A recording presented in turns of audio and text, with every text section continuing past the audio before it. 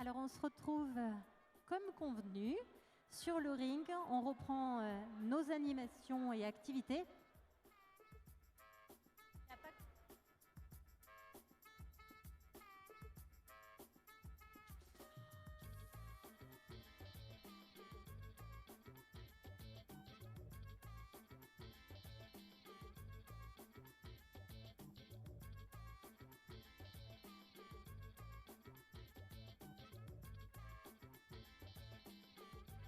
Donc un temps fort qui est dédié au GDS, donc pour parler du coup génotypage en santé animale, donc plutôt bovin, lait et allaitant.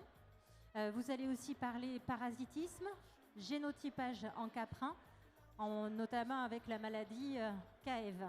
Donc voilà, donc si vous étiez peut-être en tant qu'éleveur présent là à l'animation caprine, donc vraiment le sujet va aussi vous intéresser. Donc restez à nos côtés, c'est une intervention qui va durer un petit peu moins d'une demi-heure. Donc après, si vous avez des questions, le GDRS sera à votre écoute. Raphaël, je te laisse la parole. Oui, merci. Donc effectivement, le GDS, tout le monde nous connaît, une association d'éleveurs. On travaille pour les éleveurs et ça fait 70 ans qu'on existe. On a été créé à l'initiative des éleveurs pour lutter initialement contre certaines maladies zoonotiques comme la tuberculose. Suite à ça, donc, on a organisé toute une surveillance de tous les cheptels, mais ça partout dans le département, mais également en France. Et aujourd'hui, on est plus sur la prévention des maladies et sur les outils pour prévenir les maladies en élevage. Alors, il y a certaines maladies qui sont plus préoccupantes que d'autres. On en est un petit peu aux prémices du génotypage en santé animale, hein, sur les maladies, en tout cas celles qui sont gérées par les GDS. Notamment, alors, qu'est-ce qu'on entend par le génotypage? Évidemment, on est dans un public d'experts ici autour du ring, et vous savez bien ce qu'il en est. Hein. Donc, on analyse l'ADN et on essaie de rechercher des marqueurs types. Et notamment, nous, pour ce qui nous concerne, des marqueurs génétiques associés à la résistance de certains agents pathogènes. Donc là, on va vous parler de la paratuberculose, par exemple. On va parler également de parasitisme pour ce qui concerne les bovins. Mais il y a aussi autre chose sur les caprins qui est en cours, notamment sur le CAEV. Alors pour la paratuberculose, donc ça c'est le fruit d'un travail qui a été conduit par l'ensemble des GDS de l'Ouest, Bretagne, Pays de la Loire, Normandie. On s'est tous associés avec les organismes de sélection, Alliance, Apigène, l'INRA et Oniris, l'école Veto de Nantes, pour essayer de trouver des gènes résistants à la paratuberculose.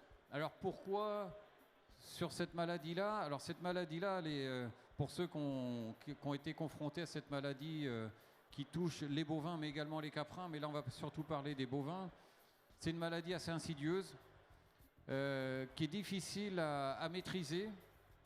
Quand elle est introduite dans un élevage, pour s'en débarrasser, c'est assez compliqué. Donc cette maladie qui provoque des pertes de production, hein, bien évidemment, pour ceux qui sont concernés. On le voit, là, on a un animal, là, par exemple, qui est en perte de poids. Alors, pour ne vexer personne, j'ai pris une race qui n'est pas présente en Vendée, c'est la Saunoise, mais elle est présente en Pays de la Loire. C'est une race qui est présente dans le département de la Sarthe. On a aussi des bêtes qui peuvent en mourir. Hein, donc, il n'existe pas de traitement curatif contre ces maladies-là. Et c'est pour ça on axe sur la prévention de la maladie, qui est indispensable pour essayer d'éviter de l'introduire. Alors l'agent pathogène en cause, c'est une bactérie, hein, qui se transmet surtout chez le jeune veau, hein, quand il vient de naître. C'est une bactérie qui est présente dans l'environnement. Alors là, vous avez le cycle de transmission de la maladie, le veau qui va téter la mère. Et c'est souvent à ce moment-là où le treillon est plus ou moins en contact avec les fesses, peut être contaminé par cette bactérie, et c'est comme ça que le veau se contamine. Donc je passe rapidement sur ce cycle-là, mais voilà, ça c'est souvent comme ça que se transmet la maladie dès le petit veau. L'impact pour l'élevage, bien évidemment, les éleveurs le savent bien, hein, c'est des pertes économiques qui sont sensibles. J'ai parlé de la productivité, c'est des bêtes qui vivent moins longtemps, c'est des réformes donc précoces. Selon certaines sources, c'est 10 à 20 000 euros de préjudice par an pour un troupeau d'une centaine de bovins. Voilà, ça peut même être plus en termes de préjudice économique. Donc c'est loin d'être neutre. Donc voilà. Donc les éleveurs qui sont touchés par cette maladie-là, vraiment s'en souviennent malheureusement et mettent en œuvre des actions pour protéger, pour prévenir la paratuberculose. Alors, et l'idée est venue là avec différents chercheurs vétérinaires et conseillers de nos différentes structures de sélectionner, de voir s'il y avait moyen de sélectionner génétiquement la résistance à la paratuberculose. Alors après, la résistance, comme vous le savez, et quelles que soient les maladies, elle peut être variable selon les animaux.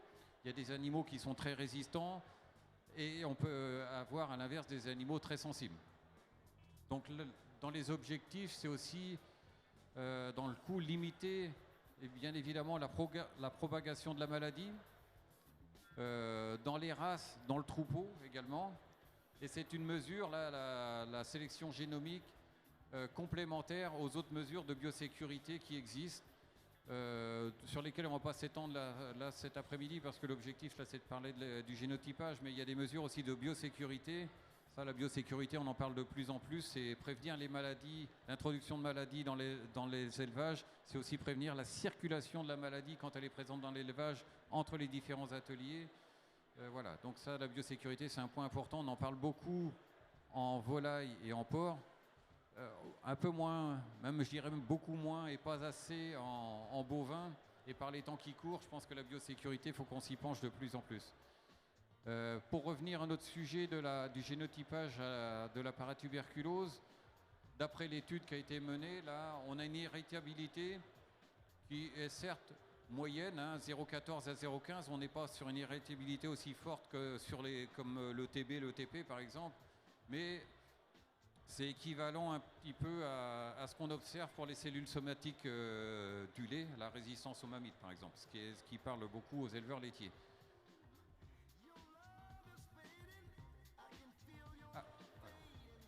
Alors les avantages pour les éleveurs de génotyper la paratuberculose, il y a différents avantages.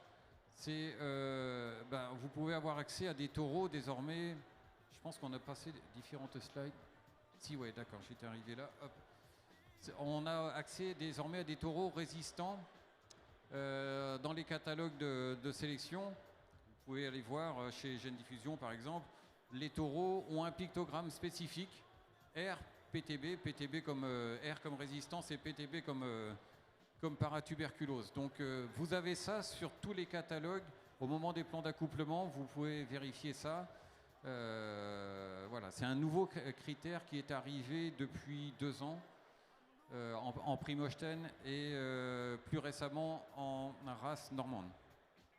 Ça permet aussi, on peut également, pourquoi pas, utiliser des semences sexées pour optimiser la résistance dans le cheptel.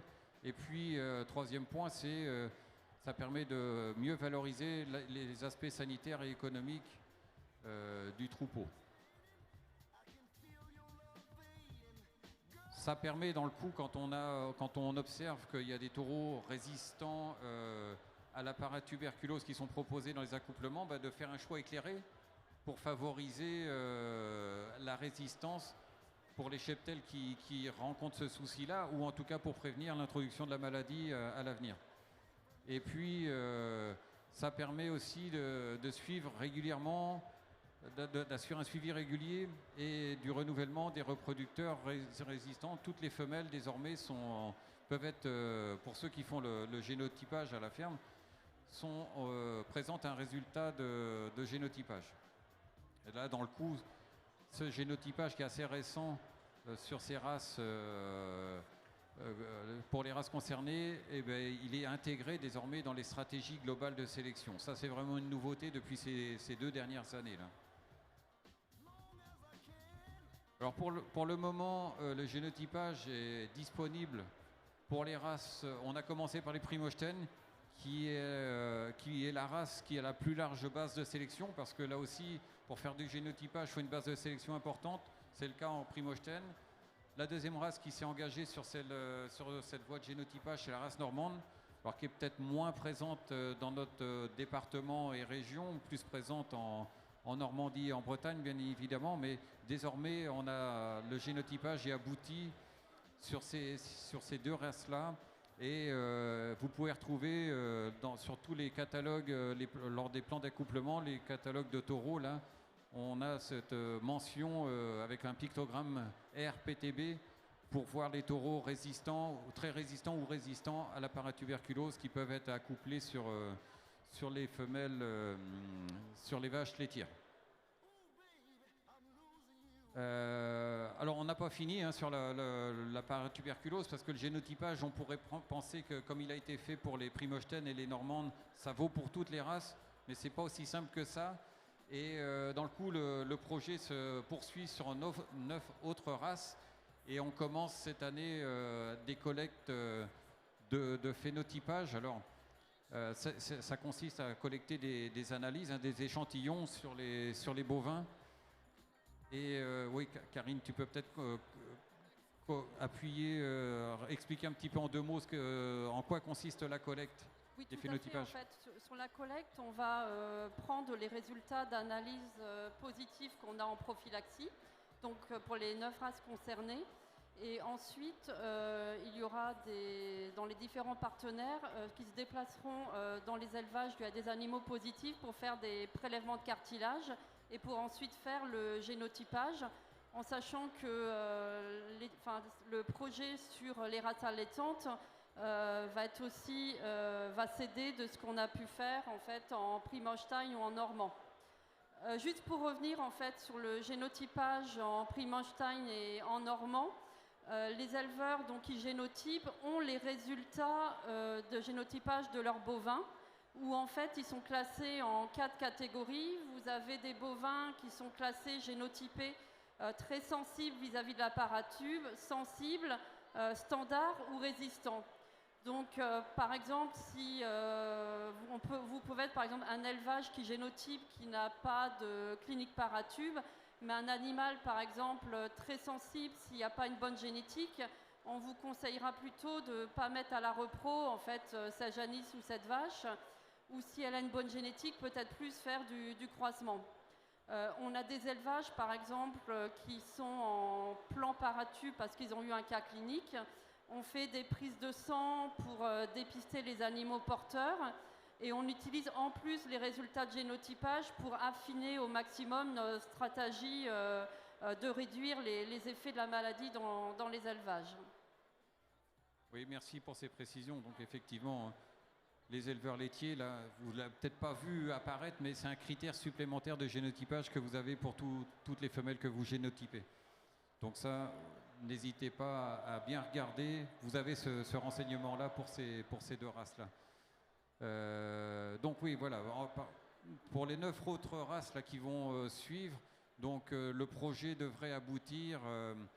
Vraiment, on devrait avoir des taureaux qui seront proposés à la sélection, à la reproduction, ou qui vont être génotypés à partir de 2028. Donc il nous reste encore quasiment 3 ans avant que ça voie le jour. Voilà. Alors, les races concernées, il y en a 9, donc comme je disais, je les ai mis rappelés sur la carte. Dans les races les plus locales, on a la rouge des prés. Alors on la trouve pas trop en Vendée, mais elle est assez présente en Pays de la Loire quand même. Dans le Maine-et-Loire, bien sûr, et en Sarthe et en Mayenne. On a aussi une race qui est très présente chez nous, c'est la Partenaise. Il y a aussi une race qui est aussi très présente sur notre région, la Limousine, la Blonde d'Aquitaine. Voilà les 3 races qui sont très présentes sur notre territoire. Après, il y a d'autres races qui sont génotypées également. On a la Bazadaise, qui est... je pense que d'ailleurs on avait 2 exemplaires qui étaient présents à Tech Élevage l'année dernière. Donc voilà, on en a un petit peu par ici. On a par contre des Gascognes, il n'y en a pas, si je ne m'abuse. La Salers qui est également génotypée. l'abondance, l'aubrac, une race qu'on trouve. Ah si, je crois qu'il y a quelques aubracs. C'est arrivé à Catec Élevage, on voit quelques aubracs. Hein. Voilà. Par contre, dans les races qui ne sont toujours pas génotypées, on a la charolaise qui n'est pas dedans. L'OS n'a pas, je pense, estimé nécessaire de rentrer dans ce protocole-là. Et également la Montbéliarde pour l'instant. Donc on verra ça peut-être dans un temps ultérieur. Voilà pour ce qui est du génotypage pour la paratuberculose. On n'en a pas fini sur le génotypage en lien avec la santé des animaux. On est par contre en pleine étude là également sur le génotypage en lien avec le parasitisme et sur la résistance aux troncs digestifs pour les races bovines. Là. Donc on est sur un projet qui s'appelle Giverny avec les partenaires qui sont mentionnés ici, donc l'INRA, les mêmes, on a Oniris, l'INRA, Innoval, Alliance, Apigène et tous les GDS de l'Ouest qui sont impliqués dans ce projet-là.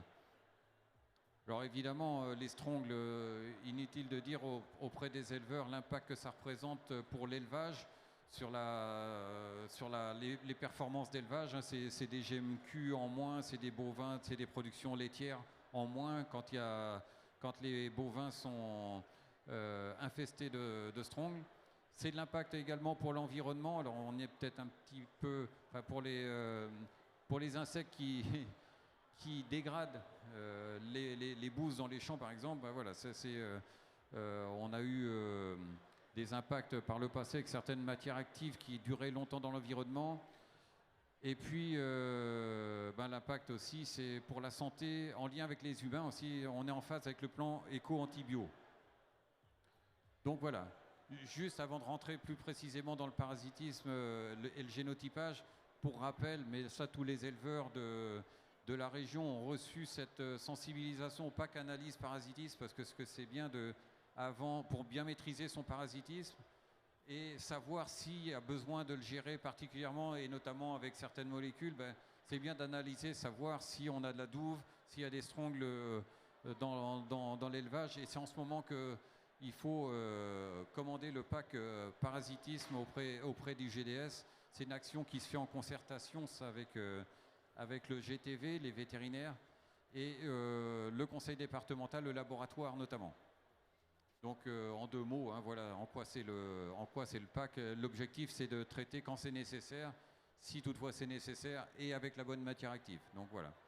Donc à quel moment? C'est un mois après la rentrée en bâtiment. Enfin là, je passe rapidement parce que on est un petit peu en dehors du génotypage. Mais si vous voulez plus de renseignements, vous venez sur le stand. On va vous renseigner sur les manières de faire les prélèvements. Pour revenir au sujet, donc l'étude est en cours.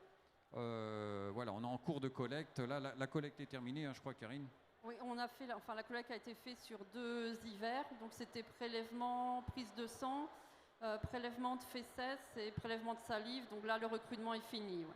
Voilà, donc là maintenant, c'est les moulinettes qui tournent pour estimer les paramètres génétiques sur toutes les données que l'on a. Hein, donc, les premières estimations de l'hérétabilité selon différents caractères semble prometteur quand même. Donc on manque de précision pour diffuser les résultats aujourd'hui. On en est qu'au stade donc voilà, il va falloir donner un peu plus de puissance à tout ça. Donc, et on en a l'étude aussi des corrélations, parce que quand on améliore un caractère, ça peut avoir une incidence positive ou négative sur d'autres caractères. Donc on est en train de voir quelle corrélation ça a avec les autres caractères. Voilà. Autre exemple de génotypage, alors j'en parlais tout à l'heure avec Pascal de chez Gène Diffusion, là, il y en a aussi sur la tremblante, mais là, ce qui est nouveau, là aussi, ce qui est engagé, mais Pascal en parlera, je crois, sur une autre conférence. Hein. Donc, alors on va parler de KF, qui est une maladie, là aussi, présente dans beaucoup d'élevages caprins, et c'est un vrai enjeu là, pour les éleveurs caprins qui étaient là sur le ring tout à l'heure. Hein, 95% des élevages en sont malheureusement infestés. Ça provoque de l'arthrite, c'est des boiteries, des mammites, et ça génère un impact économique assez important. Hein. C'est à peu près une perte de lait de 100 kg par lactation par chèvre. Donc et ça diminue forcément la longévité, ça a un impact sur la durée de vie des caprins d'une manière générale. Donc il y a certains moyens déjà pour prévenir le CAEV, essayer d'avoir des chevrettes saines qu'on sépare rapidement des mères, ça a été dit tout à l'heure pour d'autres sujets, mais également pour le CAEV, c'est important. Pour abreuver les chevreaux en lait, l'idéal c'est de thermiser le lait et à la bonne température, donc avoir un thermiseur bien réglé à 56 degrés. Et puis c'est d'élever aussi les chevrettes sans contact avec les chèvres si possible. Bon voilà, c'est... Alors le génotypage en quelques mots, c'est un programme de recherche qui est en cours avec les unités de sélection et notamment Capgène. Voilà. Donc, bon, pour l'instant, là aussi, il y a des premières estimations sur la composante génétique, avec une hérétabilité également qui semble prometteuse aussi. Donc, voilà. Donc, ça offre aussi des perspectives de sélection d'animaux intéressants, d'animaux résistants au CAEV. Voilà. Donc, voilà en quelques mots, c'est des perspectives aussi intéressantes, ça, sur le CAEV. Voilà. Donc voilà, on en est aux prémices du génotypage en santé animale sur ces espèces-là, mais il y en aura d'autres à suivre vraisemblablement. Très bien, merci. Alors du coup, tu disais, Raphaël, votre stand, il est vraiment à proximité du Grand Ring, juste à côté. Donc n'hésitez pas si vous avez la moindre question. Et tu es aussi en intervention demain matin sur l'espace conférence. Alors je ne veux pas vous dire de bêtises, donc je vérifie l'heure. Donc tu interviens... 9h45. À 9h45, voilà, demain matin, 9h45, 10h30, donc sur l'espace conférence. Et tu nous parleras de quel sujet demain matin? Alors là, on va parler plus sur un sujet autre que celui-ci. Ça sera plus sur l'actualité sanitaire du moment. Bien évidemment, la dermatose nodulaire contagieuse, l'AFCO, bien évidemment, qui est aussi d'actualité. Et puis aussi, on va axer sur la prévention des maladies. Je disais tout à l'heure, on parle de biosécurité de plus en plus, mais c'est aussi approcher la santé du troupeau d'une manière globale parce que ça commence pas, la santé, ça commence déjà dès l'alimentation, avec la manière dont est produit le fourrage déjà.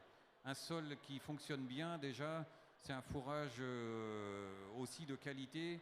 Et déjà, voilà, la santé des animaux, ça commence déjà par l'alimentation du sol. Et c'est tout ça qu'on va vous expliquer demain, l'alimentation du sol.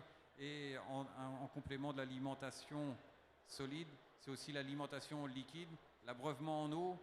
Alors, une eau de qualité, mais également de l'eau en quantité. Et on s'aperçoit que bien souvent, ça c'est un vrai sujet dont on ne parle pas assez. Est-ce que les animaux sont abreuvés suffisamment ? On a un dimensionnement, on a des linéaires de tuyaux, on a des nombres d'abreuvoirs dans les bâtiments qui sont plus ou moins positionnés pour une taille de troupeau à un moment donné, mais des fois la taille de troupeau augmente et on ne pense pas à, par exemple, augmenter les débits d'eau ou augmenter les abreuvoirs si la taille du troupeau augmente. Et on observe dans nombre d'élevages quand même des troupeaux, par exemple, sous-alimentés en eau. Ça ne se voit pas forcément très... c'est pas forcément facile à voir comme ça, mais ça mérite de se penser sur le sujet. Voilà. Bon, alors du coup, c'est plein de pistes que tu nous donneras demain lors de la conférence. Merci en tout cas pour cette intervention. Et du coup, nous, on va continuer les animations de ce ring. Et là, on va parler de la race Montbéliarde.